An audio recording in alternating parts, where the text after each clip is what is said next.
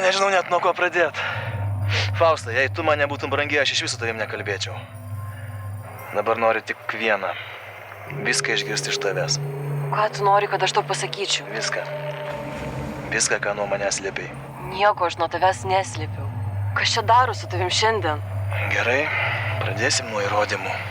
Nepyk, šiandien buvau užėjęs į tavo butą. Tu buvai užėjęs į mano butą? Kai ką radau. Lorenco nuotrauka.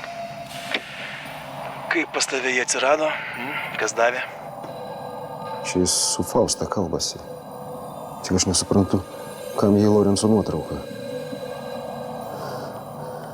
Žiūrim toliau. Tvarkiausi namie, radau, kažkas paliko. Vis dar nenori būti atvira. Mindaugai, aš nesuprantu, kuo tu mane įtari. Tada toliau. Šita irgi iš tavo buto. O šita buvo rasta prie Lorenco sodybos. Jos abi kvepia tais pačiais kvepalais, kuriuos tau dovanojau. Kvepia medum. Kodėl seki į Lorenco sodybą, ką? Kas per metai? Ne vienos pepinkės, ką? Nu, ką ir grybų nėra? Baigėsi jau turbūt. Tai jų niekada čia ir nebuvo. Gyvačių gali prisirinkti. Gerinis neduos sumeluot. Kas čia? O! Ovidijus Ziliauskas. Turbūt pasiilgo. Nu, klausau, mielasis.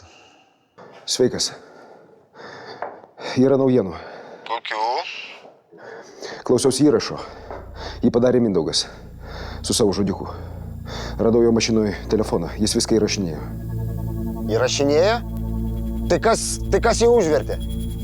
Nepatikėsi. Fausta. Fausta? Čia ta jo merga? Taip. Nu, nesąmonė. Lorencai. Fausta yra Armanio duktė. Jinai keršė už savo tėvą. Supranti? Mindaugas tai įsiaiškino. Todėl jį ir nuėmė. Viskas tuosi į savo vietas. Обосраться, аukštielnikas. Klausyk, Armanio dukra? Gerai, po to pakalbėsim. Ačiū tau, Zilė. Davai, varom. Paaiškėjo, kas čia vandenį mutilino. Kas? Fausta. Mademoiselle!